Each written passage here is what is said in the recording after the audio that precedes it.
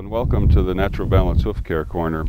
We've covered the larger breeds of horses, everyday kind of saddle horses and whatnot, as far as trimming and maintenance for their feet. We've had a lot of requests for these minis and burros. How do you maintain them, and are they different than larger horses? So we're going to go ahead and go through the procedure for you, primarily because they have some things that are kind of unique to them for a lot of them. Angular deformities are probably one of the issues that most people are concerned with, and they want to know how to manage those different things. So we're going to go ahead and take one that has some severe deformities and show you how to approach it. Hopefully that'll be of some help to you, and then we'll also give you some guidelines on how to avoid these deformities in the earliest stages of the foal's life. So this has been a condition that's been with her for a long period of time, and they seem to hold up quite well, but over a period of time the joints seem to take their toll. So what we try to do is offer some guidelines on how to avoid this.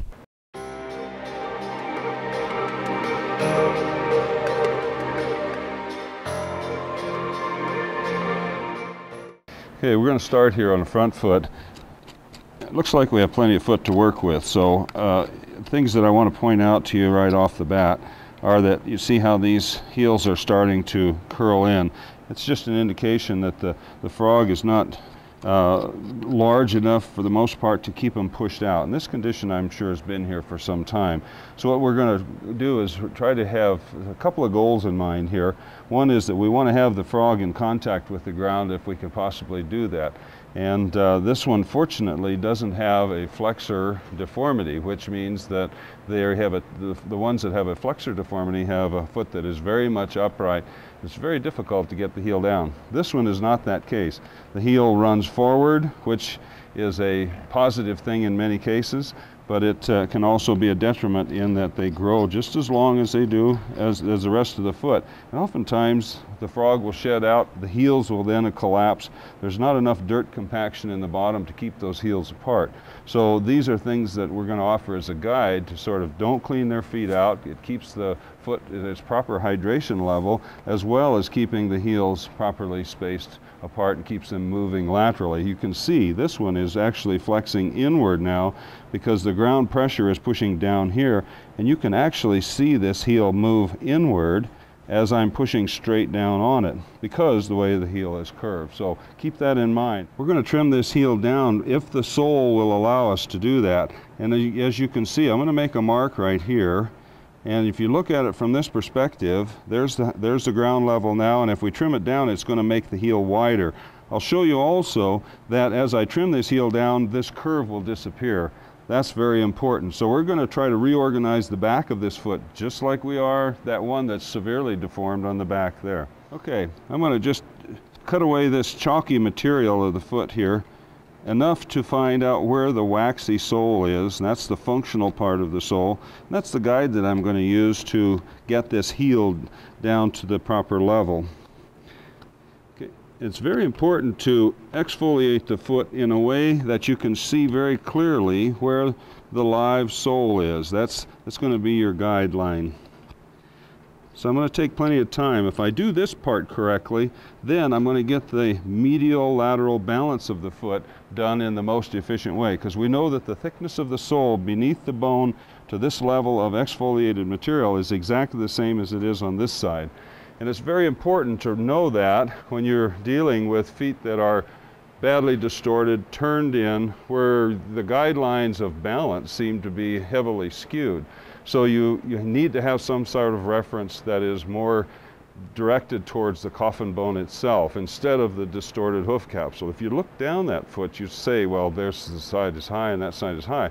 But what you really need to find out is where the coffin bone is in relation to the live, flexible, functional sole. And by identifying these structures ahead of time, you'll avoid getting them trimmed too close. So, as you can see, there's the waxy surface. You can see it's still a little chalky right here, but it's waxy there. And right on this inside edge, you'll see where it's waxy right there. So that's my landmark that I'm going to use. And I'm going to make a mark right there. And to ensure that I don't get trimmed too close, I'm going to make a mark right there. I'll trim above that mark, and I'm going to exfoliate just a little bit more here on the toe to ensure that I can get as much off of that area as I can.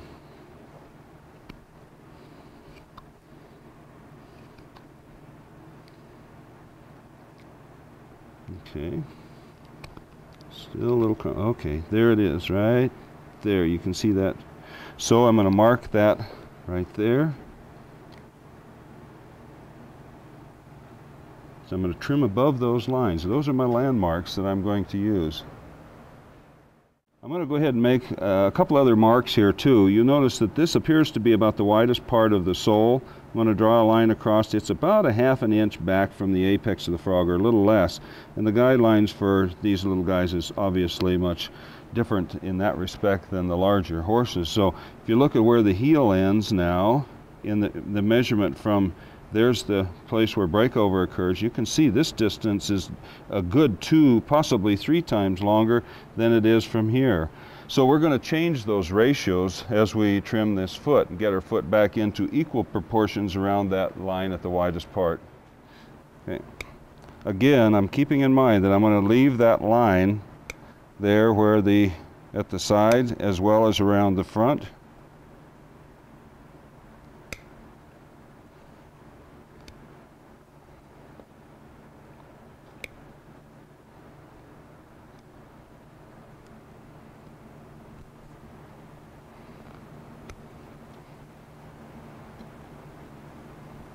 This is what you call just merely connecting the dots.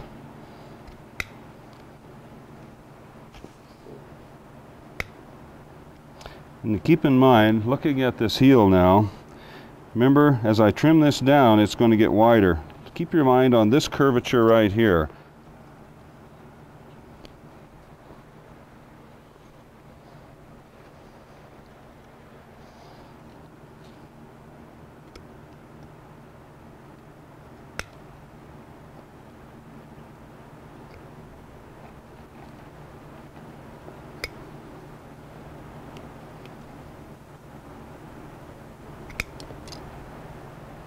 Okay. Now you can see that there's a change now that has occurred. This severe curve here now is just a little bit straighter. I'm going to clean out just a little bit right here between the frog without taking away any more of that material than I have to. The reason for that is that I want to be sure and get the heels back here far enough so that I can make the best improvement there is on this back part of the foot. You can see already that the distance from here at the widest part is now longer than it was before, and these proportions are nearly equal. If I would rocker that toe a little bit right there, this foot would be nearly balanced equally in both proportions. So that's just how simple it is. Once you draw a line across the widest part of the foot, it's easy to see how you can change those proportions by simply trimming the foot to the level of the sole equally on both sides. Okay, the mistake that's commonly made is that the tendency with the pigeon-toed horse especially is that tendency is to want to leave a little bit more on this outside, which would only encourage this heel to roll over even more. So I'm going to make sure again that I look at the sole very specifically and don't leave this outside any higher. The more I take this heel down, the straighter it becomes, and the wider it becomes as well. And now you can see with just a few strokes of the rasp how this curl that was once causing this foot to become deformed is now actually wider and longer at giving it support to this side. So that's very, very important. And with this foot, as with the back one, when this foot is flaring this way, the more I take this side down, the closer it comes to the center line. So using the sole as a guide is your best source of getting the foot balanced around the coffin bone equally from all proportions. So I've not over trimmed this. I'm not close to the sole. I've got live looking material here, but I'm not close to sensitive material. So I want to shorten this lever that's causing some of this distortion to occur. So I'm just going to create a natural rocker right in the toe because I have height of wall here and I have height of wall there. So I can go ahead and roll that just a little bit, and I'm going to roll it until I just touch that black mark and it starts to disappear. Okay, now what I have created here is a rocker point there, a rocker point there, and now this distance is shorter than this distance here. So this foot is in good natural balance now, and everything is proportionate. It's very flat to the ground from side to side, and the foot will not start to become deformed. Okay. If you look at these proportions, this side is actually wider than this side. I'll rasp a little bit of the flare off of this side. That'll make this side even wider. So she'll have plenty of lateral support. We're going to rasp a little of the medial flare off of this guy, and so I've got to adjust this stand to sort of fit this little horse. She's got a very, very short, and these stands are made specifically for this purpose. And I try to keep one foot on the stand if I can to sort of stabilize it, and it helps to make the horse comfortable as well as myself. So if the foundation is firm here, then putting their foot on this stand, rasping around here, just taking what flare exists from a mid portion of the foot down, just try to straighten out this side of the wall. And with that foot on the stand, you see, they don't seem to object nearly as much because it's solid. You're not pulling them around, twisting and turning the foot. It's just like being on the ground. So I'm going to take as much of that medial flare as I can until I start to see a small portion of white coming through, which is halfway through the wall. That's my stopping point. And then I'll round the edge up. Same over here. Okay.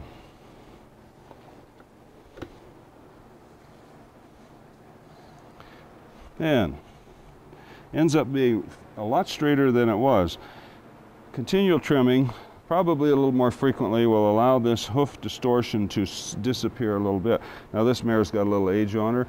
A lot of this, she's going to be this way the rest of her life. And to change it any more than a level with the ground to the level of the sole is not going to be in her best interest. So trying to change this condition is not the best thing to do, but not allowing it to get worse is the objective that we're trying to create here.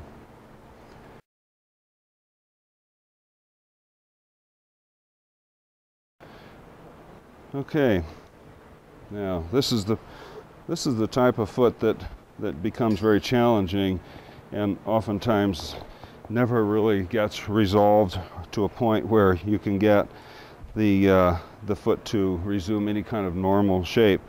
Obviously, as you can see, this wall is much taller than this one, even though it appears to be lower, and it probably is when she's moving. Again, simple mechanics of what we were talking about on the front foot. You see, this is where the bearing surface is. It's actually over the center of her foot right here.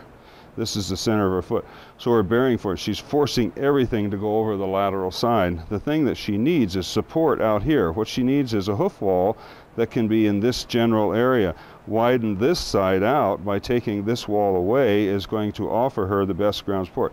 Now, we're not going to really take away any height by doing that, essentially speaking. There's going to be roughly 1/4 to 3/8 of an inch in height from here out to here. So we're going to trim this heel down at the same time. And as I mentioned on the front foot, this one is flaring this direction. This one is going this direction. The more I trim this one down, the wider and the longer it gets. You can see where it is right there. By the time we get it closer to this line, the heel support is going to be back here, and this one is going to be back as well, but it also is going to be this one is also going to be in farther, so the whole hoof is going to be better oriented around the center of the foot, of the coffin bone. In order to get in to see the frog, I'm going to have to take away some of this because I can't get my nippers in. And I'm just going to squeeze lightly here. I'm going to let her tell me if I'm too close. Sometimes these areas get a little bit sensitive because of the fact that they're so distorted, and they fold over and they actually pinch some of the sensitive tissue inside here. So we're going to just approach this slowly. If you'll notice, there's some chalky material in here. That's encouraging because that tells me that I can trim a little bit more off of it and move this wall that was in here. Remember, it was over the top of this center line. It was in that point. Now I've widened it over 1/2 inch simply by removing that segment of the heel. just to get a closer look at this, I'm going to take away some of this material now that I can get to it.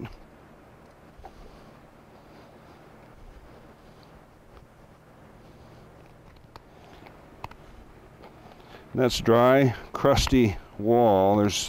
It's not crumbly like this side, but it's certainly non-functional. So I'm going to investigate it as best I can. All right. Sometimes with these little guys, you can just actually put their hind leg between your legs, very similar to the front foot. You wouldn't do this with a large horse. Okay. Now I've taken this down, and you can see that I've gotten into some what appears to be waxy material. And that's taken not nearly as much off of this side as I have this one. Okay, I'm going to trim just another 1/4 inch section off of this side. Squeezing gingerly.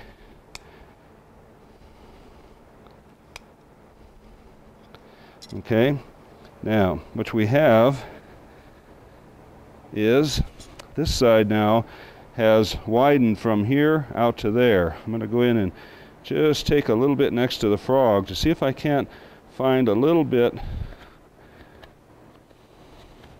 of chalky material. And it appears to be waxy, like we found on the front foot. Take a little bit of this frog.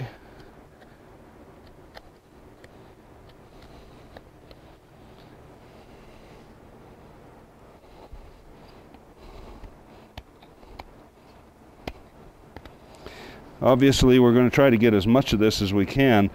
Quite often with this type of a condition where the heel rolls over, it ends up becoming real waxy, and it isn't real sensitive in many times, but in order to know how far we can go, we'll certainly want to hoof test that to find out what the sensitivity level is before we go into it.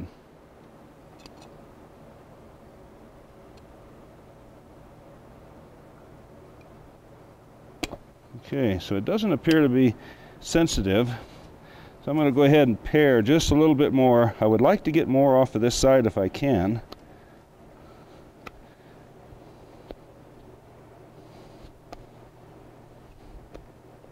I'll just take little slivers off here.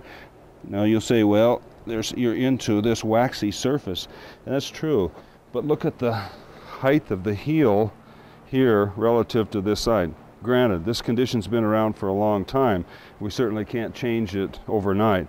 But we want to make as much of an improvement on this side and get closer enough to this line if we can. As well, we're going to get down to this side as best we can. And we're going to parrot this at the same basic proportions.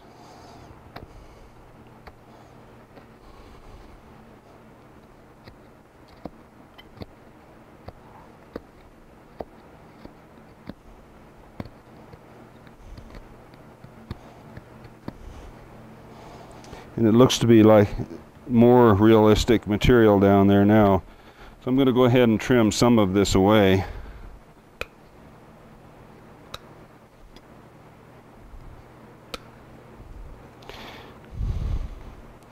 The normal tendency is to say, well, this heel looks to be really the highest one, but actually it really needs very little trimming. The other side is the one that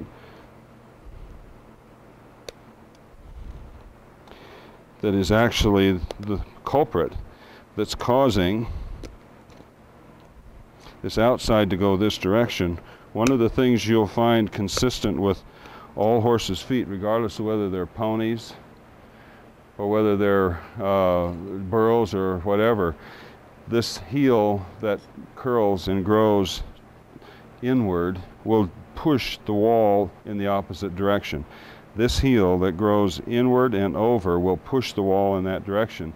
So looking at these from a standing view, and you say, well, this horse has got some flare that's over here, you can be assured that this is the heel that is causing most of the problem, because it's driving that whole foot in that direction.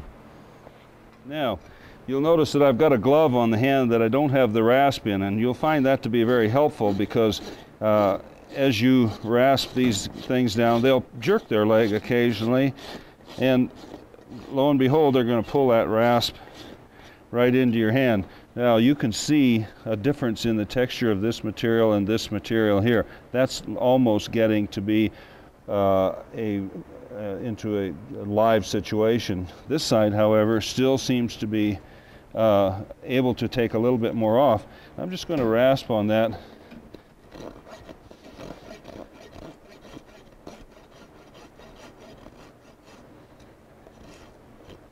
Now you see I've nearly met my goals. I'm nearly down to that line. You can see how divided down through the middle here we are. And that was the same line that I drew before. I've actually got more on this side of the foot now than I do over here. I'm going to try to increase that just a little bit.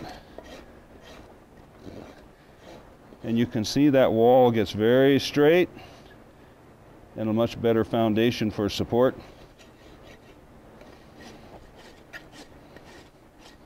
I'm going to flatten this off across as best I can. Now granted, this is one of the worst situations that you're likely to run into, and hopefully you can avoid these situations if you deal with them in the foal's earliest stage of their life. Okay? I'm going to rocker the toe just a little bit, get rid of some of that leverage out there.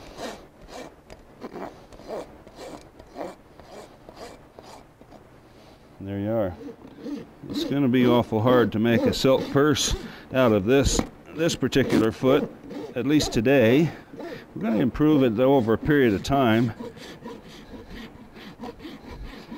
If we, as I mentioned before, the things on the bottom of the foot that you saw are more important than what you see up here. Oftentimes, this type of shifting of the hoof capsule is very misleading on how to deal with it from the bottom. So mapping the foot out from the sole perspective is going to give you the best guidelines to help to overcome this distortion that we see from the front here. And that's about all we're going to have. Now the center of the foot actually comes clear into here. This is wider actually. There's just a little bit of the bend of that hoof wall. Over a period of time, this will improve. It'll never get perfect, but it will improve. And hopefully you'll stop and deter some arthritis from occurring in that foot. Okay. You'll notice her ankle doesn't shift over to the side as much as it did before.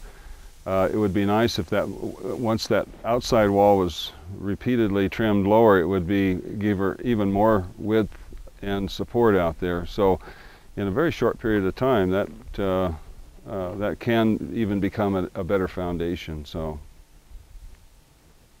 it's a work in progress.